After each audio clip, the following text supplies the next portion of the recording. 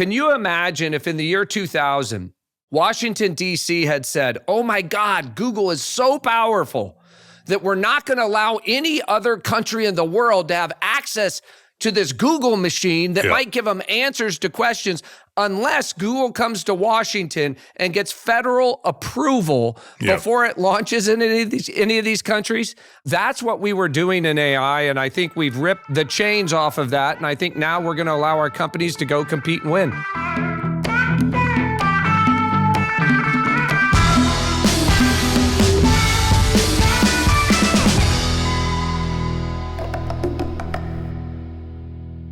Hey, Bill, it's great to see you. It's been a while. It has been a while. It's been, I think, 3 weeks since we did a podcast. You know, honestly, and thanks as an aside to hundreds, if not thousands of listeners who are like, remind us that they love the pod. It is hard to get it scheduled. Part of the reason it's been hard is I've been on the road. I've been in LA. I've been in Washington, D.C., and then I spent 10 days in the Middle East. And I think about what's happened, Bill, over that period of time. We basically landed the plane on tariffs. We've had these huge deals announced in the Middle East. The reconciliation bill is on track to passing.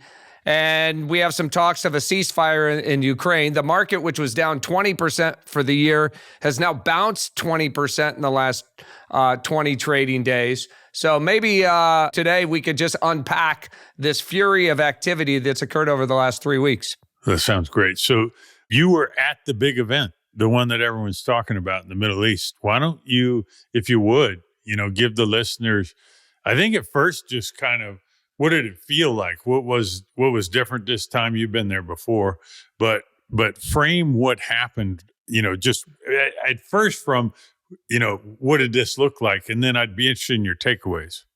Well, I have to say the whole orientation, if you just think about it, toward the Middle East over the last few years has been kind of about control. We had CFIUS that was blocking all these deals in the Middle East. We had the Biden Diffusion Rule that, remember that in the final weeks of the Biden administration, they passed a rule known as the Diffusion Rule that really created this complicated regulatory framework for selling advanced chips and models. And it broadly restricted the ability of the U.S. to sell chips to like 100 countries around the world.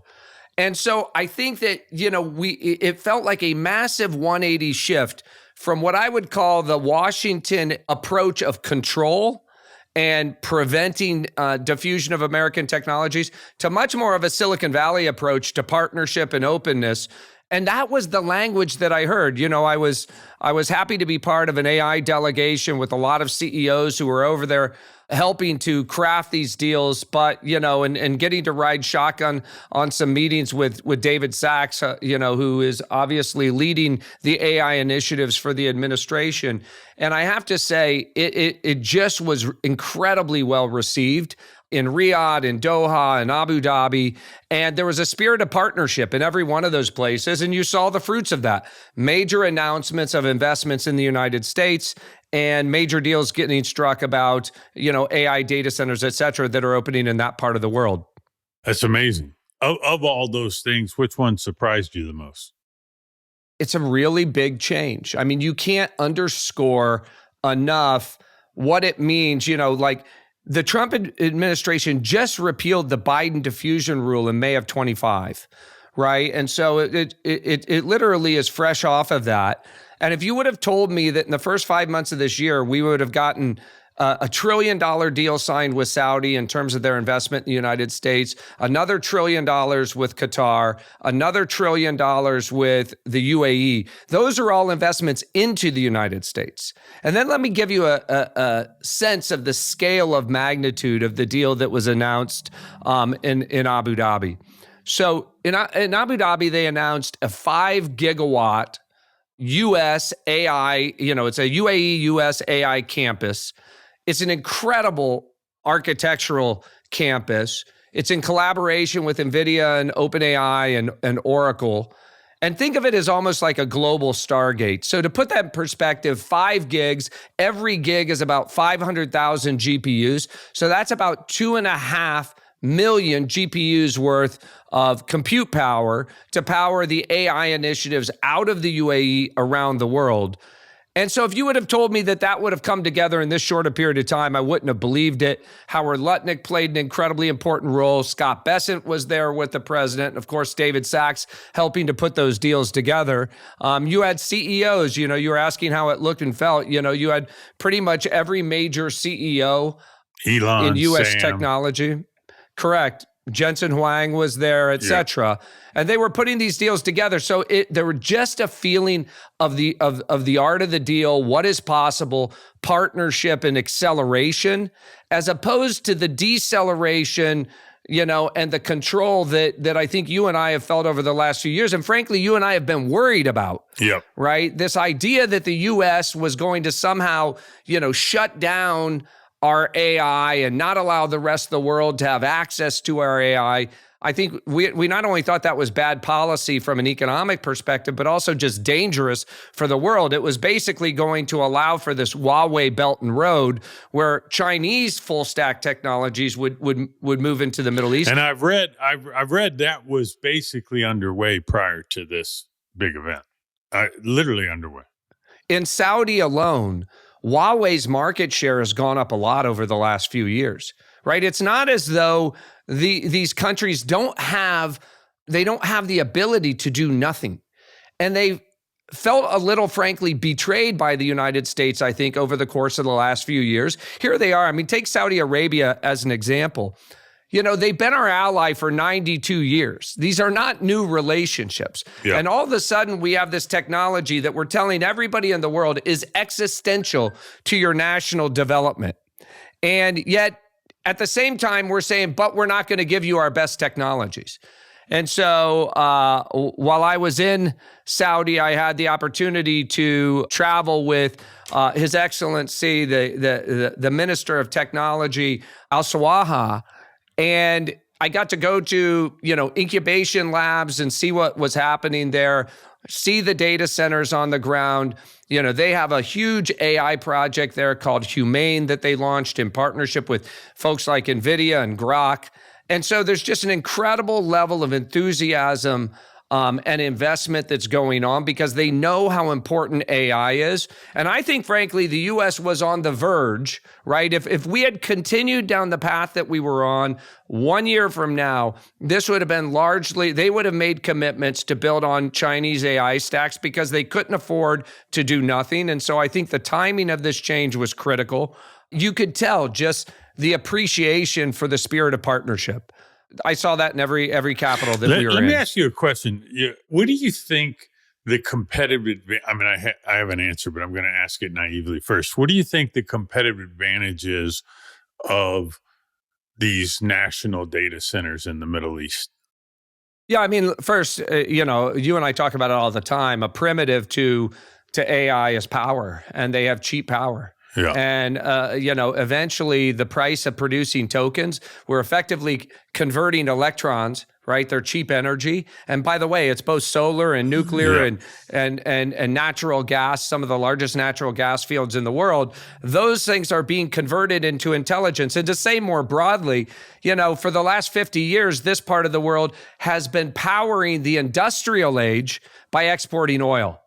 I think their view to the future is they want to power the age of AI through the production of tokens and the export of tokens. And, and that's just converting, this power into tokens. And so that, I believe, is a critical element. But here's the other thing. By the way, let me poke at that. I want to poke at that a little bit because I've been just out of curiosity thinking about maybe trying to break down in my mind the percentage of cost if you're out buying a token on the open market that's tied to power. And I'll tell you what I discovered, but I was just really talking with AI and a few friends. So if anyone in the audience has better numbers, let me know.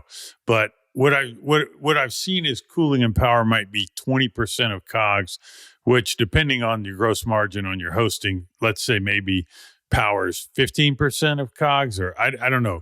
And then that would equate to maybe 10% of revenues. So if you had, let's say, a 2-to-1 power advantage, you might pick up 5 percentage points of operating margin, something like that, or be able to price 5% lower. I'm just trying to frame that advantage. I would throw a few other things in there. Number one, right? You just have the issue of latency, right? So this part of the world needs local data centers. So whether it's for Africa, whether it's for Europe, whether it's for the Middle East itself, whether it's for India. And so I think there's just proximity that's an important consideration here. And then, of course, the cost of labor, and they're building and investing in these robotic futures where they're building very futuristic data centers. So, I think for a long time, the U.S. has viewed, for example, this part of the world as perhaps a bit of an industrial powerhouse when it comes to oil, but not very technologically advanced. And I would tell you, listening to Sheikh Taknoon, in the UAE, and their commitment, they are as technology forward as anything here in Silicon Valley, right? Paying at G42, et cetera. And all three of these countries are going to invest aggressively at a level that really no other sovereign on a global basis is investing at, to ensure that this part of the world becomes a center for technology and AI. And I think it's critical that the U.S. was their partner in that regard. And so, Sachs, I saw tweeted when we got back something that I thought was important. He said, this AI acceleration partnership is not just a single deal. It's a new framework for advancing American AI, both at home and abroad, and positioning the U.S. tech stack to be the partner of choice in this region for decades to come. And I think that's right. This wasn't just a one-off deal. I think a lot of people who are hearing about these deals thought, oh, maybe Trump went over there, worked his art of the deal and got a deal done with the Saudis or the Qataris.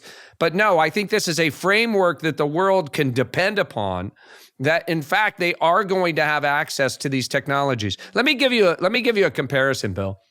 Can you imagine if in the year 2000, Washington, D.C. had said, oh my God, Google is so powerful that we're not going to allow any other country in the world to have access to this Google machine that might give them answers to questions unless Google comes to Washington and gets federal approval before it launches in any of these countries.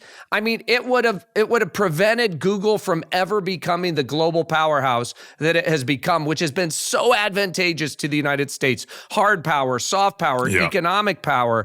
And so that's what we were doing in AI, and I think we've ripped the chains off of that, and I think now we're going to allow our companies to go compete and win.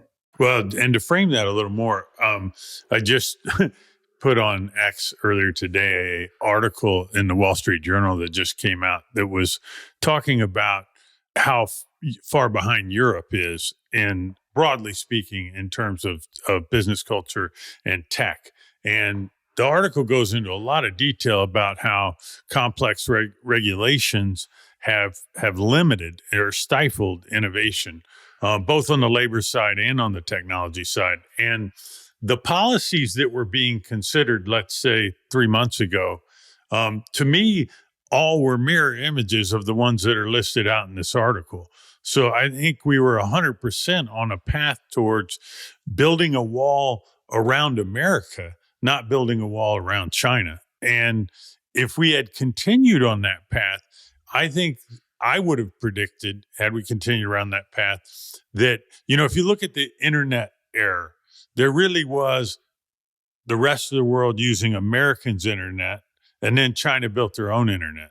Correct. And I think we were headed towards a path where we were going to have a wall around America, and there was going to be America AI, and then China AI was going to have the rest of the world, the opposite of the internet. And bingo. And I think had we continued on that path, or if we go back towards that path, because I don't think this is over. I mean, I think some of the rhetoric coming out of the Hill and Valley Conference was more consistent with the wall around America. But it's a great sign that we're not, holistically committed to that strategy. Well, I think you said it incredibly well. It would be a disaster for this country if we embarked on a path that was the opposite of what we did in the age of the internet. The United States was the greatest beneficiary from the internet boom of the last 20 years. The AI boom is going to be even bigger than the internet boom. And we need to follow the pattern and the protocol and approach that has made the United States a global leader in technology. We do not want to be copying Europe. We do not want to be in the situation that China was in the age of internet. And so I think this was a major and important first step in that direction. But you're right, Bill. I saw a headline this morning that said Trump's rush for AI deals in the Gulf opened up a rift with China hawks in the administration. Yeah. And you know that there's still these, effective altruist types who are these deceleracionists in Silicon Valley who don't want to see the diffusion of any of this AI. So it's creating this weird coalition of folks who have resisted the diffusion of American technology. And I am firmly in the camp that we are not only safer, we are more prosperous when the world runs on the American AI stack. And I thought last week was celebratory because it was planting a major flag in this incredibly important part of the world with world-class allies who have major resources and desire and commitment and passion to invest with America in this. I also think, one of the side benefits, Bill, this has been a part of the world that has been unstable for a long time.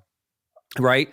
We still have issues in Iran. In fact, I think we're, perhaps on the precipice of a major fork in the road with Iran, where they either signed the nuclear non-proliferation deal on the table, or, we could have a hot war situation with Iran. But I would say I expect that the president's lifting of the sanctions on Syria probably gives way to the Saudis signing the Abraham Accords and other positive developments in this part of the world. So I don't think it was just a business deal. Had we alienated this part of the world in terms of business, I think it would have been a major setback for American diplomacy in this part of the world. I think it was a good day for American businesses. This is going to mean a ton of business for companies like NVIDIA, companies like AMD, folks who are suppliers to those companies. I think it's important for companies like OpenAI that want to build out capability there, a major development. Two things I would mention on the end of this that relate to, global AI, the global AI race, let's just call it that.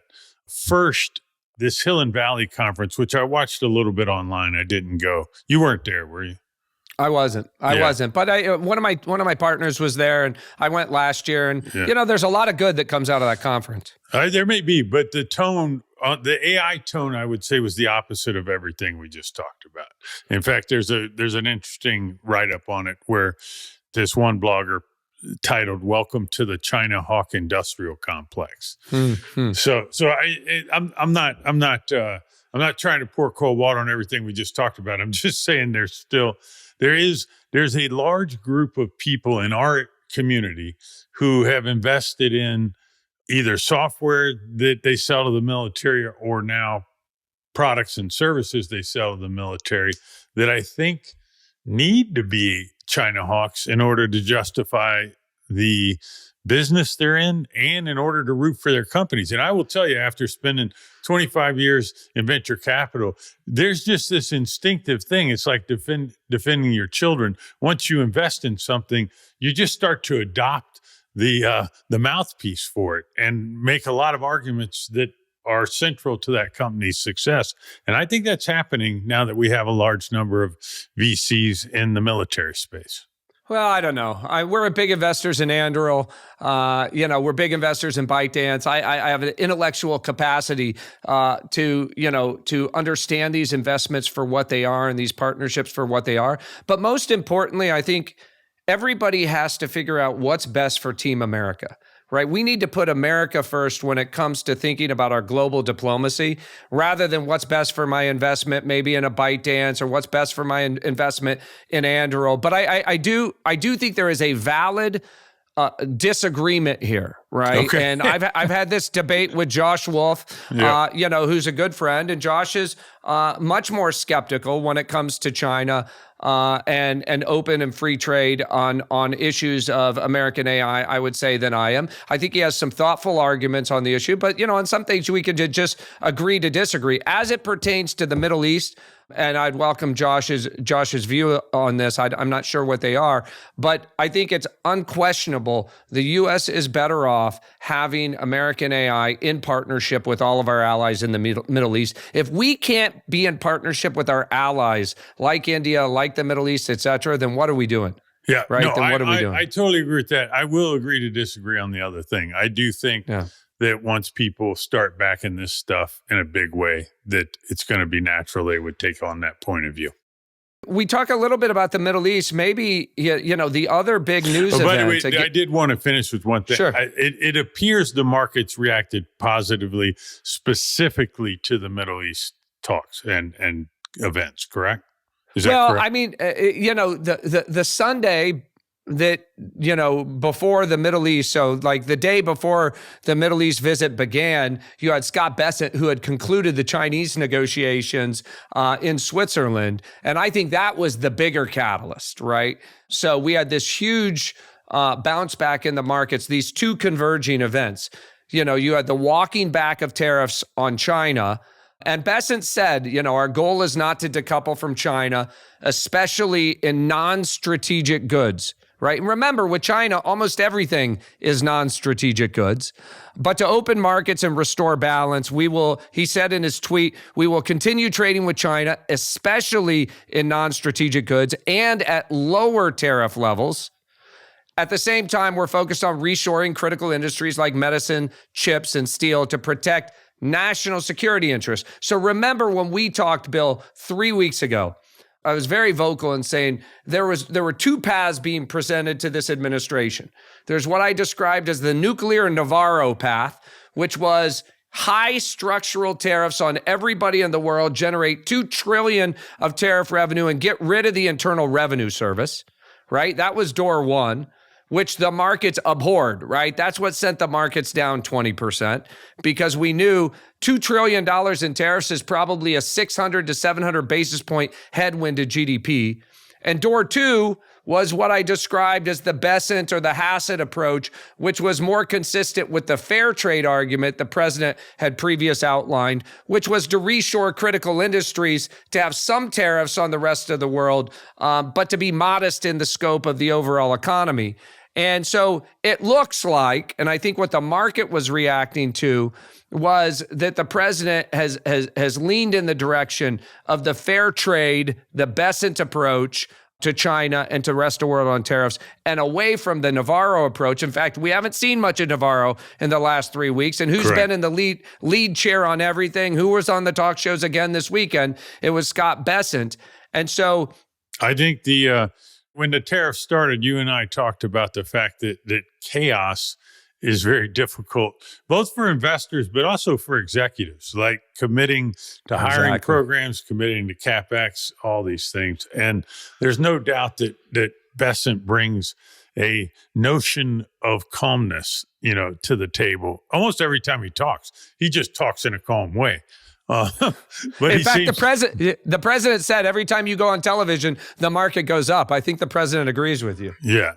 So that's all good. And just because I think the markets appropriately recognize that the China tariff agreement is the biggest one and the most important. For sure. More than any other. So as I understand it, we're in a 90-day suspension on drastic tariffs. We have a 30% import on Chinese still, though. So if you're importing 80% of your COGS from China, that's still a big deal. It's split, I've been told, 10% tariff and 20% this odd fentanyl tariff. And I guess the second part leaves open the door that if China agrees to something on fentanyl precursors, it immediately drops to 10. That's my interpretation. I don't know if you know more than I do. Well, so what I would say is going into this year, our tariffs on China were 15%. Okay. And so but look at the tweet that Besant sent, he said, especially in non-strategic goods and at lower tariff levels. So there is the possibility that on certain non-strategic goods, you could actually be back to 15% or maybe even lower, Bill, as you suggested. But I think on the strategic... I'd have to believe textiles, home goods, correct, toys would all fit in that.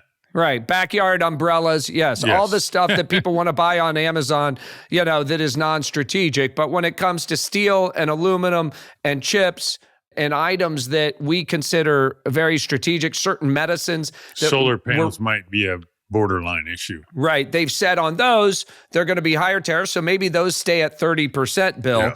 When you blend it all out, I had my team rerun the math.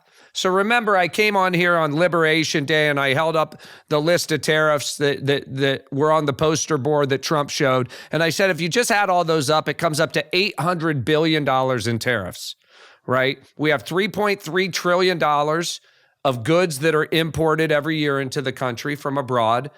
And so $8.8 trillion or $800 billion of tariffs is pretty substantial.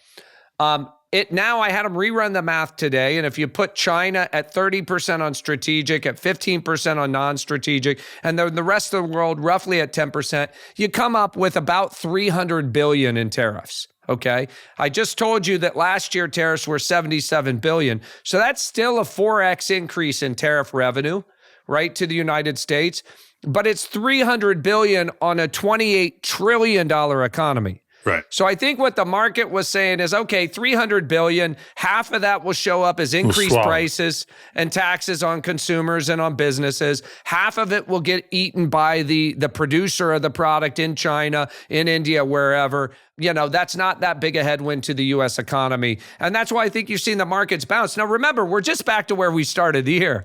The markets were down 20%. Now they're up 20%. And so I think this is about giving a path and giving some definition around the path forward, the flight path forward.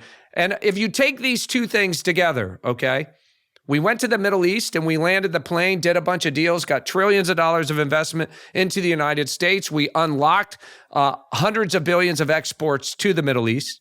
Then you landed the plane on tariffs. Those two things together, Bill, are a very positive orientation toward the world, right? Again, so you were saying this is still not a settled issue within the administration on the diffusion of technology, but These two things together are not an isolationist approach to the world, right? These two things together are still. Somebody asked me on CNBC, I think in March, I was saying there are these two paths we could follow, and they said, well, what do you think Trump is? And I said, at the end of the day, he wrote a book called The Art of the Deal.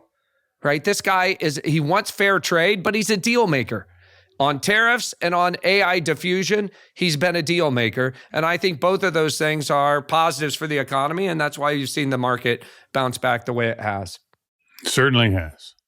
Oh, by the way, one other thing I wanted to mention, just because we didn't mention it, but I know there was a lot of concern amongst some of the companies that use strategic inputs, the rare earth issues, the magnet issues. Those were those restrictions were removed as part of this first 90-day pause. Yeah, I think that's going to be a critical question. Remember, we still have. But we're not done. It's a 90-day pause, so it could come back if things were to go off the rails. And remember, we still have a ban on the export of H20. So there are no chips currently being sold by NVIDIA into China. Yeah. Right? We have a complete ban on AI chips into China. I think Jensen was on the social media again in the past 2 days expressing dismay about that. And he came up with some math that he would have sold 15 billion next year. And he said it would have created 3 billion in U.S. tax revenue that the U.S. won't have. Right. I mean, I think if you forecast out 2 or 3 years, they were on track to be a $50 billion business, I think, in China. And if you just apply a normal margin and tax rate to that, that's billions and billions of dollars lost to the U.S. Treasury that Chinese consumers would have effectively been paying. It's probably another $10 billion of profits to NVIDIA that were lost that they would have otherwise plowed into research and development to keep America at the forefront of chip technology. So I think that we could still see, as part of the negotiation over the next 90 days, I would not be terribly surprised to see NVIDIA allowed to sell some form of deprecated chip into China. And I know, again, different people have different opinions on that. My opinion, and I think you share this, is China already has frontier AI. Huawei is already there. We have demonstrable evidence of that. And their models are already there. Arguably, their open source models might even be in front of the United States at this point in time. And so there's no keeping China from frontier AI. So the better question is, are we better off competing against them? Right? Are we better off selling to those companies, keeping companies like ByteDance and Tencent, et cetera, in the CUDA ecosystem, rather than allowing all of that data, all of those profits to flow right into the Huawei ecosystem and benefit the Chinese AI stack? I think that's a closer call than selling chips to the Middle East. But when push comes to shove, I would sell chips into China because I think it's a net benefit to the United States. And we've talked about that in the past, yes. And there are many people who now believe that, restricting our technology into China just gives them more and more incentive to implement their own technology faster and to invest behind it, which has been happening. Well, if you look at autos, robotics, et cetera, there's plenty of evidence about that. I would say the third big thing that's happened since you and I were last on, I can't believe, by the way, you step away for like 15 days. And all of this stuff happens. It's really crazy. AI time has new data every day. But the other big one here is underway is the reconciliation bill. And as a reminder to folks, we have to pass a budget for the United States. The reconciliation bill, it's a special type of legislation in the Congress designed to expedite, budget-related laws. And the way it does this, Bill, is it basically suspends the filibuster. So long as you're complying with these budget rules in the Senate, known as the Byrd rules, which is the only things that can go into this package have to be related to the budget. But if that is the case, then you only have to get to 50 votes in the Senate rather than the 60 votes otherwise required to be filibuster proof. So you basically take all of these smaller pieces of legislation that might have otherwise touched the tax code or the budget, and you roll them up into this huge package called a reconciliation bill. Now, the reconciliation bill, it started with a draft in the House. The Senate will then review that draft, and the White House is weighing in on it. So it's, the expected timeline. I think that the president was spoke to the House caucus today, but it's expected to be passed out of the House this week. Then the Senate will weigh in on it for 2 to 3 weeks. It will amend some of the language in it. It will add things. It will subtract things, et cetera. It'll send it back to the House at the end of June. And then the president is expected to sign it into law somewhere at the end of the month or around the 1st or 2nd of July. So maybe we could break down a little bit what's in the package, Bill. I think the biggest thing is it's the extension of the Trump tax cuts, right? Yep. And so remember, when those tax cuts were passed in 2017, they only had a 10-year life. So they're set to expire in about a year unless they're extended. And so that would be a major, like a $3 trillion, $4 trillion increase to taxes at the end of this year unless they're extended. So the first thing they do is just extend those tax cuts for another 5 to 10 years, whatever they agree on in the reconciliation package. But then you have all these additional tax cuts that he talked about on the campaign trail. No tax on tips, no tax on overtime, no taxes on Social Security, the immediate expensing of capital investment. This is huge for business. So if you're buying capital equipment, if you're buying plants or equipment or software even, you will be able to immediately expense those items. From a tax perspective, not an accounting one. It's important that those are two separate things, but yes. from a tax perspective. And so all of these things get pulled together in this bill. And there's a lot of debate and questions out there as to what does this mean? Like you add those things up, that's probably a $400 or $500 billion annual stimulus to the economy. By the way, I know a lot of people have talked about this, but they got to put a cap on this tax on tips thing because it's going to leave a loophole that everybody and their brother will walk through. So it needs to just be some cap that won't hit. I think it's de minimis tips. It's de minimis tips. Because otherwise you just redefine your consulting company as all tips. Correct. So, yes. I think they already have that in there. They've done a lot of work on this. So remember, the two people in the House that are relevant here, you have the Speaker, Mike Johnson. You have Jason Smith, the chairman of the Ways and Means Committee. Obviously, everybody's relevant, but those are the two leaders. In the Senate, it's Leader Thune, and it's Mike Crapo, who's the chairman of the Senate Finance Committee. And then in the House, or in the White House, you have Kevin Hassett and Scott Bessent. So the six of them, think of them as the big six. They're putting together this package. They each have a list of their priorities, and then they get together and negotiate those priorities. We don't even know exactly what's going to be in the House bill yet, let alone what's going to survive in the Senate.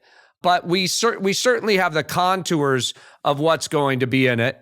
And, I saw this morning that the Council of Economic Advisors, which of course is in the White House, is saying, yes, although this will increase our spending, our CBO scoring, because the taxes cost money, the tax cuts cost money, it also will lead to much higher economic growth than we would have otherwise had. And so that's a normal argument that you see out of those who support tax cuts. And where do you stand? Well, of course, we're, higher taxes, lower economic growth, lower taxes, higher economic growth. I think I'm firmly in that camp. But I do worry that, we just had a $2.2 trillion deficit. We have a $38 trillion debt. We all got excited about Elon and Doge being able to cut a lot of costs out of government. But I suspect when you look at this package, right? And again, I'm just saying based upon how the Congressional Budget Office will score it, and this is kind of arcane scoring, but it will probably increase the deficit. And at best, it would reduce it by $100 or $200 billion, depending upon where our economic growth comes in, Bill, right? Obviously, if you have higher economic growth, you'll have higher tax revenues. And so there's a huge benefit to drive higher economic growth for the country. Yep. But there are no big areas where we're taking out $500 billion or $700 billion or $1 trillion. And I think that when you look at the tariff revenue, a couple nuances here. We talked about the tariff revenue being $300 billion. They don't count that in the budget. Okay, so think of that as part of your cash flow, but it's not really in your P&L for the year.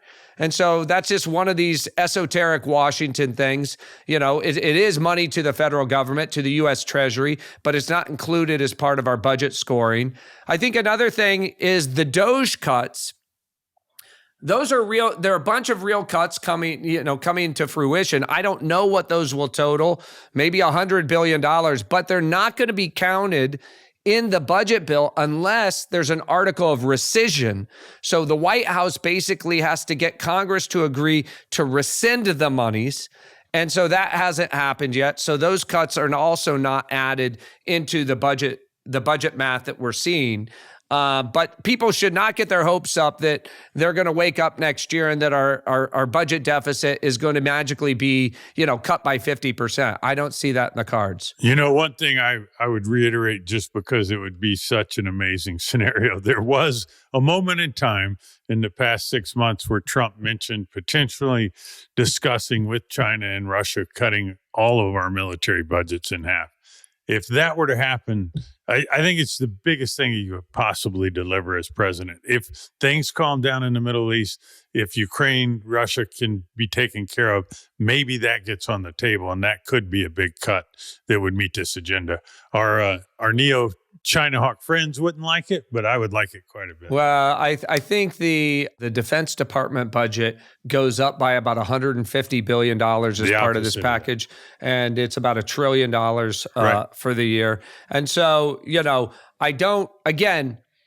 part of the Wishful reason thinking on my part. I'll just part leave of it the at reason that. we have this challenge is that you have a lot of members of the House and a lot of members of the Senate, and it's just very difficult to cut our way out of I this know it is. problem. And so I do think that, and Friedberg had a good rant on this on the All In pod. I give him a lot of credit for continuing to beat this drum. I've long supported a balanced budget amendment. I think we have to come up with some structural changes, right, that will allow us to get this under control. I would love to believe that we're going to grow our economy at 4 or 5% per year instead of 2% per year, because that would grow our way out of the problem. But I think that would be aggressive to forecast that kind of growth. We haven't seen that kind of growth in a while. One data point that's kind of interesting. I listened to that same episode, and the team at All In was talking about potentially monetizing the balance sheet, right? The question is, are there assets that exist on the United States balance sheet that could be turned into offsets for the deficit? And one of the things that obviously comes up is land. Living here in Texas, many people probably don't know this, but the university system here was granted as a gift years ago, 2.1 million acres in the Permian Basin. And wow. And that spits off, I believe, I could have this number wrong, but like $894 million a year. Now, the U.S. has way more than 2.1 million acres, but that is an example, I guess, of an endowment-like situation where land is monetized and creates cash flow. So maybe there is something to that. Well, I would say one thing I was happy to hear the president say over the course of the last couple of weeks. He said, if we do anything like that rather than putting that money in a sovereign wealth fund, we're just going to use it to pay down the debt. And, so now it sounds like the sovereign wealth fund is on the back burner, which I think is a good idea to put it on the back burner. And I do think that we ought to have a task force in this country specifically coming up with ideas for how we achieve deficit reduction and debt reduction, and monetizing the balance sheet should be one of the things on the list to be discussed, along with other mechanisms to allow us to have permanent, cuts, things like the defense stuff that you're talking about, Bill. I think everything has to be on the table. We have to come up with a plan that over a reasonable period of time, let's call it 10 years, even like a family, you put them on a path. You start small and you work your way over a longer period of time toward deficit reduction. But I think it is morally unacceptable to saddle our kids with what will be over $50 trillion in debt that we effectively increased our quality of living during our lifetimes, and it will only hurt theirs because we're saddling them with that big pile of debt. We got to get about to whittling away at that debt, and hopefully we can get it done in the next couple of years. Hot topic always in Silicon Valley. Is carried interest on the table here?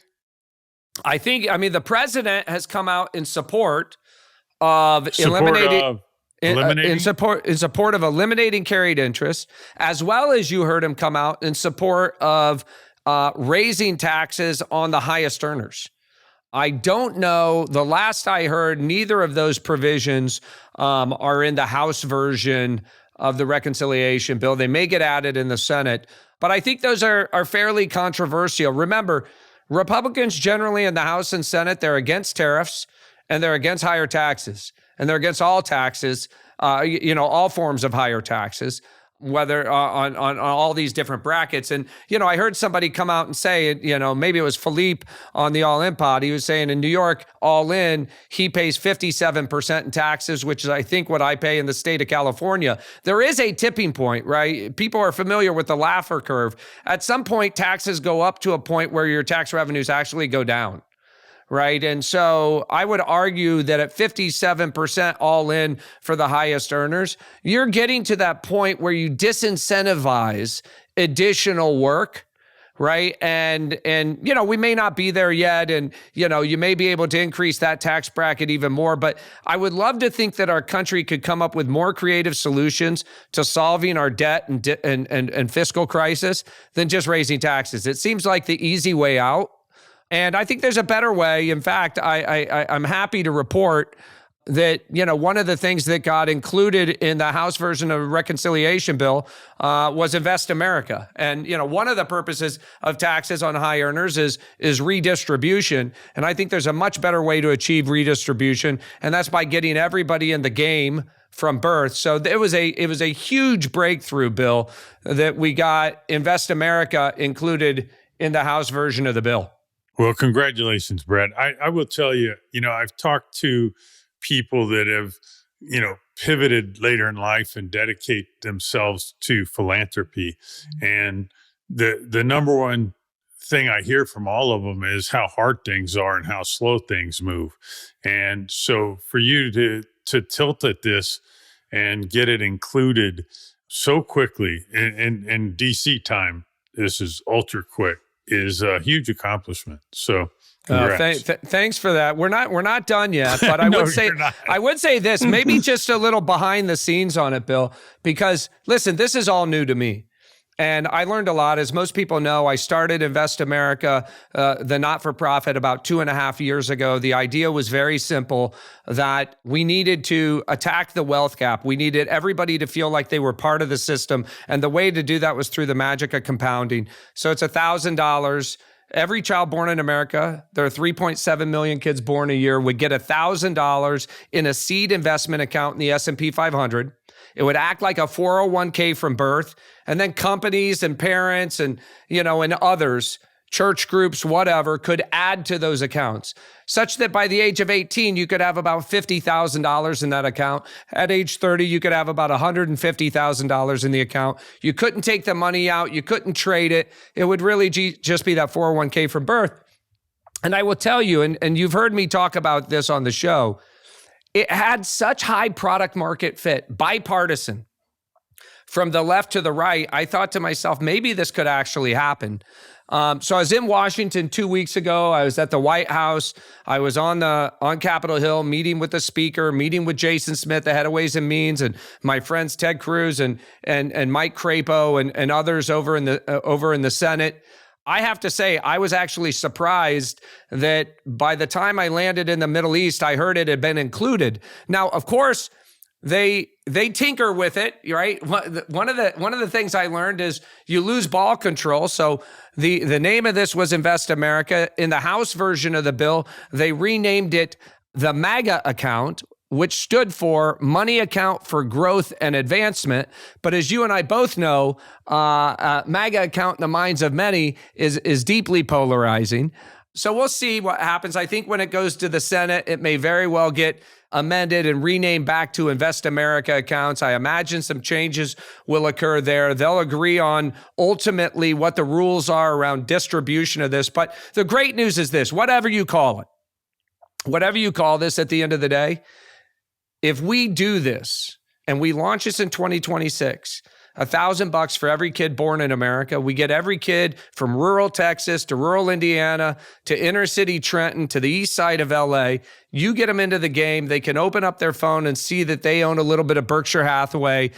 They own a little bit of Microsoft, a little bit of Apple. They feel like they have a shot at the American dream. I think it's a game changer for the country. And so the president weighed in here with the Speaker of the House, said he would like to see it in the bill. That's what eventually broke the log jam and got it in there. And so we're working really closely. And I hope by the end of the day, I deeply, deeply would love to see this be something that unites the country, right? This disproportionately benefits the 60 to 70% of people who are left out and left behind, right? And those are folks, it doesn't matter the color of their skin. It doesn't matter where they live. There are poor folks everywhere, people who will never have a shot at an account that compounds. This is an absolute game changer for those people, and it unlocks their human potential. I think, I know I have a ton of Democratic friends in the Senate and the House who support this. I think if everybody reaches across the aisle in the spirit of bipartisanship, we can get it done in even a bigger unified fashion. But either way, we're thrilled it's in the House version. We hope the Senate will take it up, which we expect that they will, and we hope it's in the final version of the reconciliation bill. Big game changer for the country. Awesome. Congratulations.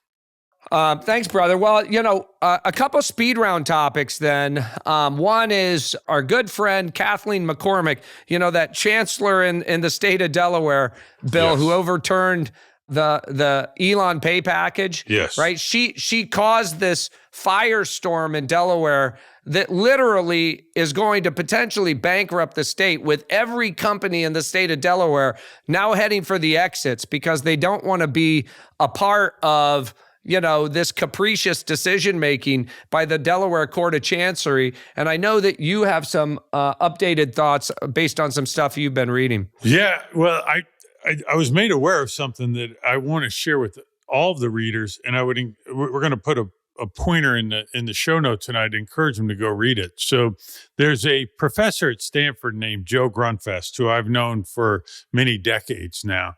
And Joe is a former commissioner at the SEC. He was appointed by Reagan. He is the creator of the Stanford Directors College, which I think most people consider to be the number one directors college in the world. This is where, if you're an independent director, you go and you learn how to be a better director. He's considered to be one of the most knowledgeable people on the planet when it comes to corporate governance. And anytime I've ever had an issue, and there have been some that I've really needed help on, I've always called Joe. And he's had me speak at some of his classes. He's just a wonderful individual. He recently, and I mean May 14th recently, published a piece of research that I think is just super interesting and that everyone needs to understand. And what he highlights is that the award multiples, and apparently there's a thing in business litigation where the judge can decide what multiple of the standard hourly rate a lawyer should or is able to get, and which is an interesting concept. I don't know that anyone else gets awards as a multiple, but I'm sure a lawyer wrote it.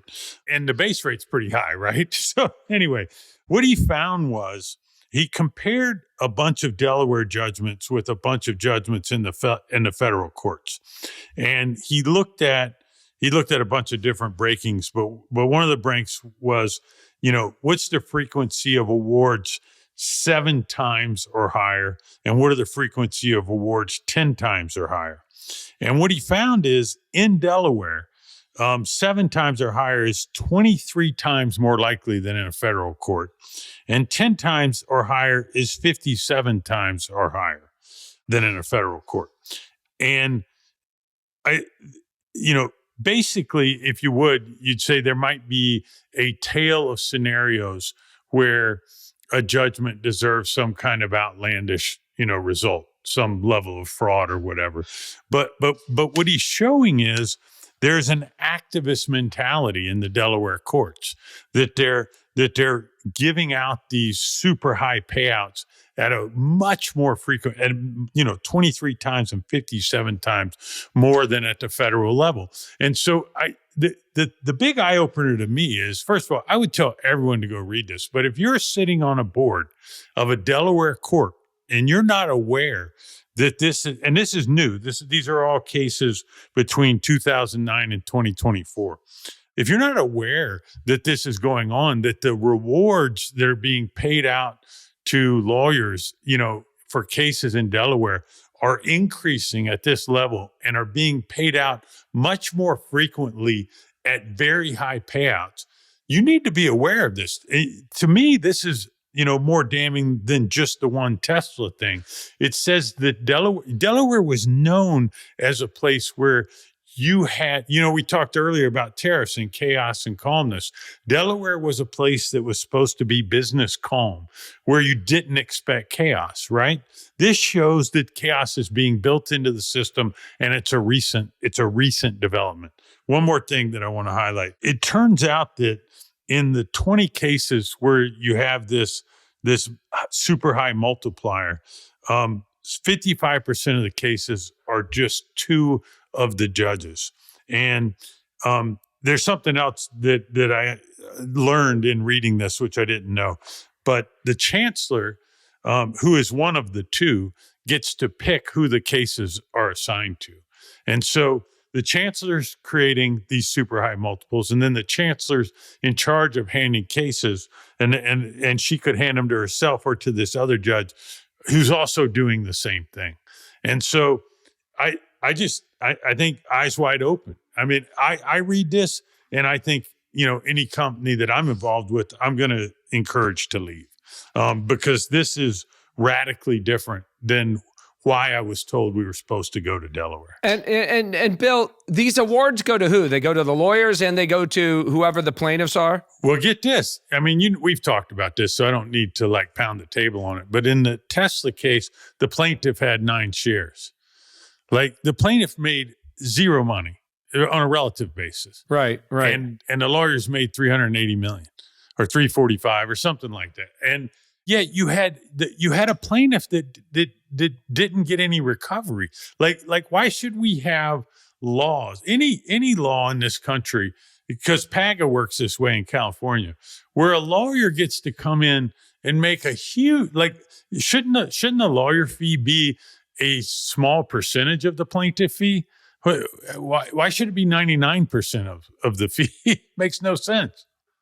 I mean, I think the significance here is that what you're arguing is what tends to happen is people heard about the Elon case.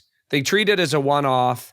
They may not have made any changes. And what you're saying is that this was not a one-off in the state of Delaware. This is a structural problem that has emerged in the state of Delaware, which was the state that everybody went to incorporate it in because they thought it had the most predictability.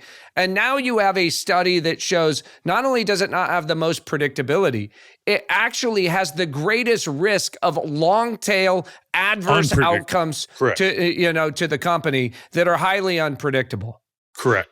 And I would encourage, we'll put the link in there, and I'll tweet it out after we post the podcast, but I would encourage everyone to go read that. And following on that and trying to keep with what you just said about speed round, last week, the 2 states people say you should consider other than Delaware are Texas and Nevada.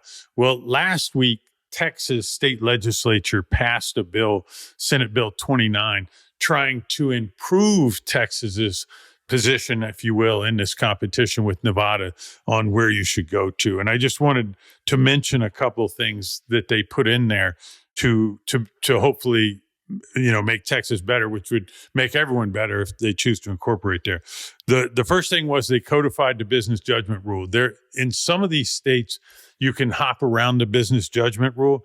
This put a hard line and said, no, you're not supposed to, you can't hop around the business judgment rule. And people that know what that means, that's a positive for businesses. The second thing they did was they put a limit on opportunistic legal claims.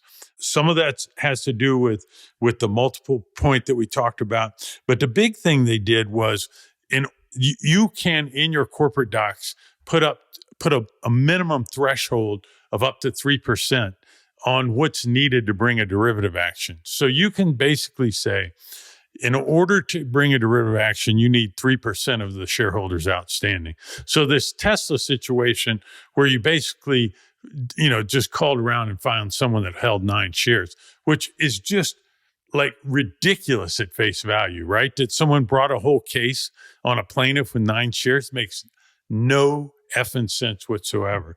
And this gets rid of that. And so I think that's huge. So basically, you're flying the Texas flag and saying not only is Delaware more capricious than we otherwise thought, more activist than we otherwise thought, but that in fact it's leading to new laws in states like Texas and Nevada that are going the further distance to try to encourage companies to come there, and they're giving them predictability, not in the courtroom, but they're giving them predictability in the code. Yes. And there's a few more quick things you can, in your documents, you can make it very clear that the new Texas business courts are the only place that you'll have to appear. You can waive jury trials. There's some limitations on book and record request. If you've ever been deposed, sometimes they grab everything, and this will limit that too. So there's other little things, but those first two things are the big things. And you know, I'm really trying to look after everybody and all the startups out there, all the venture-backed companies. You know, if Nevada wants to raise the bar and wants to send us some information, I'd be glad to share that as well. I think the important thing is to get out of Delaware. Well, the truth is, Bill, after this case, I will bet you that inertia kicked in, and 90+% of companies and lawyers and, went back to incorporating the state of Delaware, because that's just the way that momentum and inertia works. No doubt. And I think that it's important that you continue to beat the drum, that people understand. And, we're going to put a link to this study, that people understand that this was not a one-off. And I think the onus, the burden is on the state of Delaware. Like, we're not trying to unfairly attack the state of Delaware, but the onus and burden is on the state of Delaware to explain and make the case as to how they're going to change their system to provide the predictability and the protection that people thought they were getting, that clearly they're not getting there. Maybe to continue on, Bill, in the speed round here, there's been a ton of momentum recently in crypto, and you sent me a paper that was recently written, yes. In this regard. Why don't you tell us about it? And then I want to talk for a second about the Genius Act and the stablecoin legislation that took a major step forward last night. I was told to read something, and I'm holding it right here. There's a member of the SEC, Hester Pierce, who all the crypto people love dearly because she's been very outspoken in her support of crypto. She's actually the longest serving member of the SEC at this point in time. But she put out a paper on May 8th called A Creative and Cooperative Balancing Act. And I was surprised, and it's not that long. Everyone should go read it. It's 5 pages. But she makes a very strong argument that that crypto and blockchain specifically may be a better mechanism for tracking securities, including the securitization of companies. She goes on to say that, you can have regulatory capture that can unfairly protect people. That regulatory capture may lead to market fragility because you end up with a single player or just two players. And she even suggests maybe there should be a regulatory sandbox, which would mean let some people play around with this before you jump on top of them and kill them. I've been this huge DL proponent, and I do believe that, the number of public companies, she also brings that up, the number of public companies is way down from its peak. That could relate to regulation, but I also think it relates to inefficiency in our markets and our IPO process. So I haven't been a big crypto bull, but I'm going to pay attention to this. This is interesting to me. Well, I mean, in that regard, I think it may be time for you to revisit your crypto bullishness, bearishness thesis. Yes. Because the Genius Bill, the Genius Act, as it's called, which is pretty historic legislation, which effectively crossed a hurdle in the Senate last night that I think now puts it on a fast track to being signed into law. It was led by my friend, Senator Bill Hagerty in the Senate. He's just done an unbelievable job, waging this battle to basically say, we've been persecuting now for the last 4 years, everybody involved in crypto.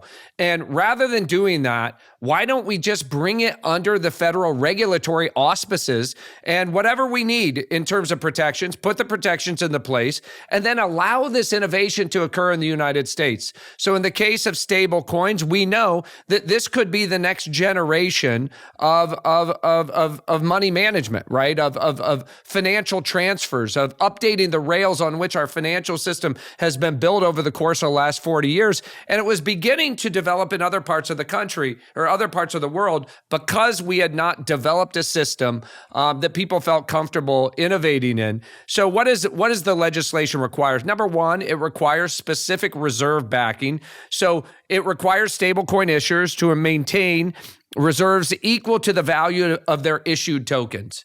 Number two, it provides regulatory oversight. So now you can't have this patchwork of people, attacking folks who are trying to innovate in this area. It gives them real certainty as it regards there, puts in place a bunch of consumer protections.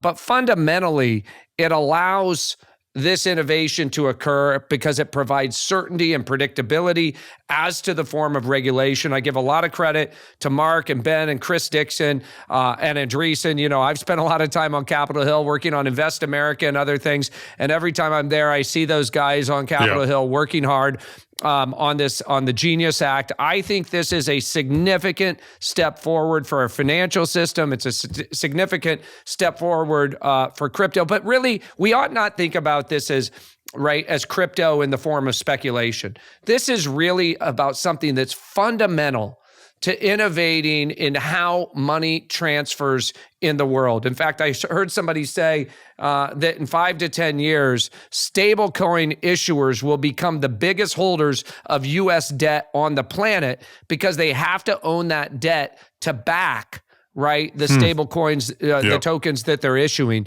And so think about this, Bill. People today pay ridiculous fees to move money around. Yes.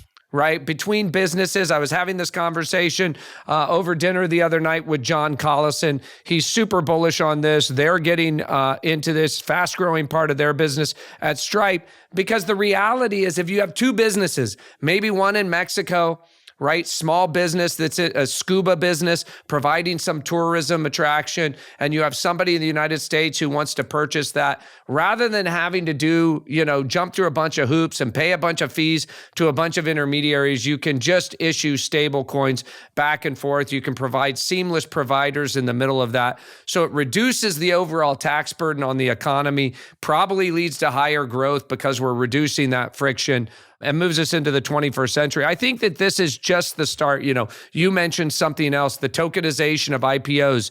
I think you're going to see the tokenization of stocks, maybe of real assets. So a lot of the promises, honestly, that we heard about, Bill, in 2019 and 2020 in crypto that got me so excited, but then they all stalled out. And frankly, they stalled out because, again, the capriciousness of regulators. They just wanted to attack and shut this down rather than coming up with a regulatory framework that was safe for innovation to occur in. We're all in the middle of this AI super cycle. But if we look at the way that money is transferred on the internet, not much has changed in 25, 30 years. I think this is a massive breakthrough that is super important. And I think it's going to lead to a lot of unlocks, a lot of business opportunities, and it's going to be good for consumers. So credit goes to all the people who've been working on this for so long.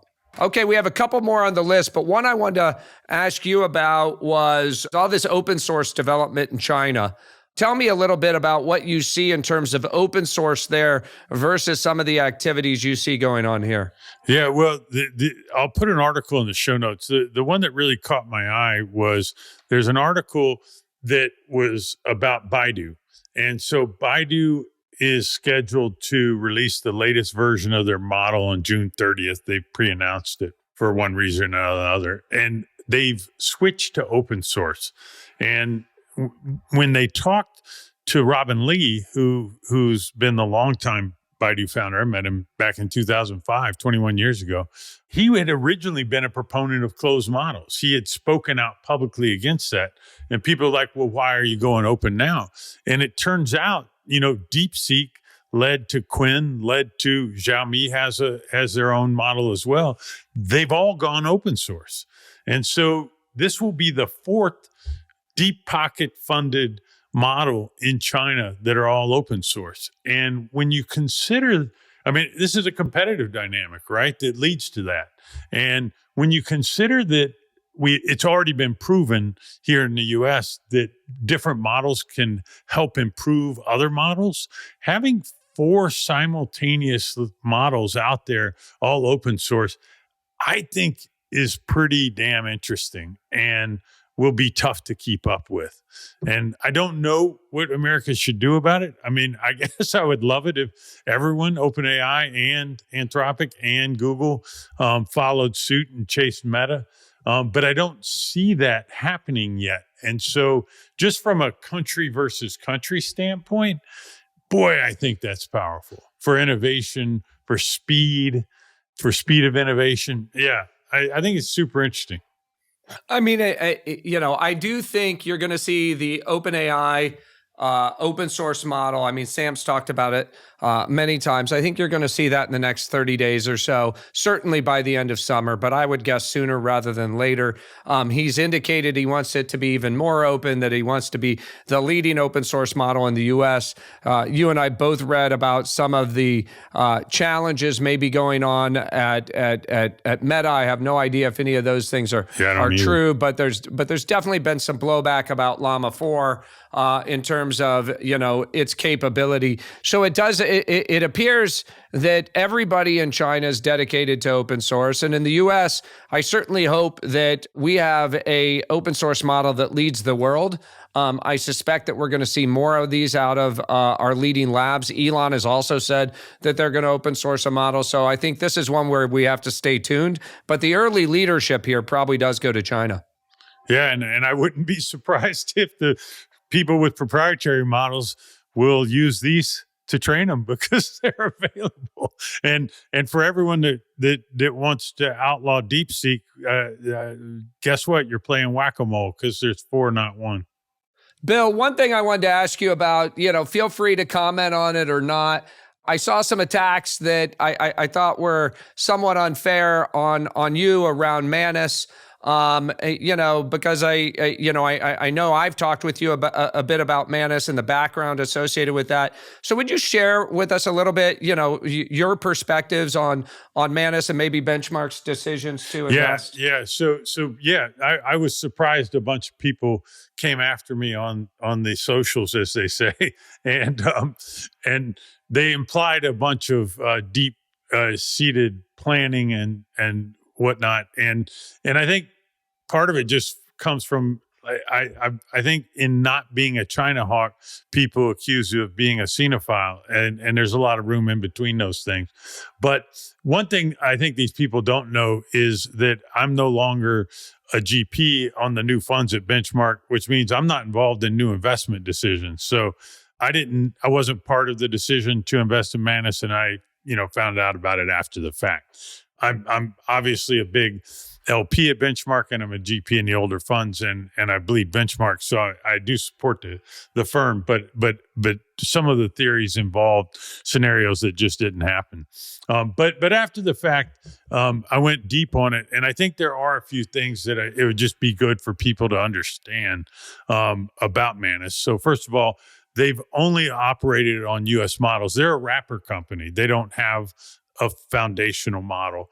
And they've only operated on top of U.S. models. So they've actually never operated on top of DeepSeek or any of the other models we were just talking about. The second thing is they have offices around the world. They're in Singapore, they're in Japan, they're in the U.S. Third, they host all of these on U.S. hosting services.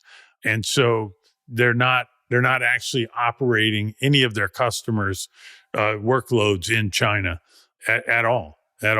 And the data is all resident on those U.S. hosting companies' servers. And so there's no customer data in China either. And so I think people rush to judgment. I've already spoken about why I think they rush to judgment. I think there's a China hawk tilt among a lot of these people. But things aren't always as they seem. And so, the company has some leading agentic technology. I think they have some leading browserless, headless browser technology. And they've got a long list of customers that are excited about what they're doing. But I just think it's important for people to understand the facts. Well, I think another thing is, I saw a stat the other day. I think 50% of researchers, AI researchers in the United States of America are Chinese. right? Like there is a danger here. Like what bothers me about this is I think there's a real danger here in a drift, right? That is very xenophobic, right? Very anti-China, that is not healthy for our own relationship in terms of desirability to work in America if you have a Chinese background. I think American investors should be free to invest, in companies like Manus. It can weigh into their decision making. Everybody's free to choose not to invest in a company like Manus. But I think attacking firms simply because they're investing in this without full information about what it's about, I don't know. It struck me as jumping the gun a bit. And I just think, like you said, there's a lot of daylight between being a xenophile and being a China hawk. And I think that people are entitled to having differences of opinion about the best way forward for Team America. Jensen Huang thinks the United States should be engaged in competing in China. And I've said, for a long time, the number one thing we could do would be to open up our border for skilled immigration from China as wide as we possibly can. That would be the number one thing. Recruiting the best and the brightest. I've talked about an AI visa for our Chinese researchers and their families so they feel comfortable and safe and desired to stay in the United States. I don't see people attacking Elon for having Tesla in China or Tim Cook for having Apple in China, right? The U.S. has benefited greatly from having our companies compete in China. In fact, if you ask me what's more desirable, is to have China open back up to our markets. I would love to see our internet companies allowed in China. I would love to see our AI companies allowed in China. I would love to see, so that form of reciprocity, right? In a perfect world, I'd love to see tariffs come down on both sides and competition allowed more vigorously on both sides. But either way, I saw that. I wanted to give you the By the way, chance to respond. I mean, what you basically just outlined was, hey, we should be doing with China what just happened in the Middle East, right? And try and get our differences on the table, try and get the things that matter to us on the table, but on the other side of that, get everything else in a point of collaboration. Right. Listen, I don't think we should be naive. China, we are in a great power struggle with China. There's no doubt about that. There is, there are things that we're going to compete like hell on, things that we're going to disagree on, things where we're going to be strategic adversaries on, and things where we say we're not going to give it to you and you're not going to give it to us. That's fine. But listen, I'm on the side of Scott Bessent. He said we're not decoupling from China. Right. So like we need to figure out where we want to engage, and on that playing field, we ought to be all in.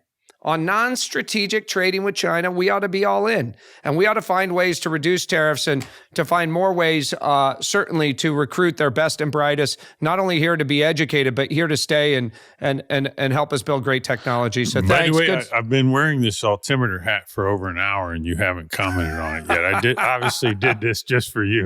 So. A little team altimeter today. I love seeing it. Well, thanks, and good seeing you, and I look forward to seeing you in person next time. All right, man. Take care. All right, take care. Bye-bye. Bye-bye.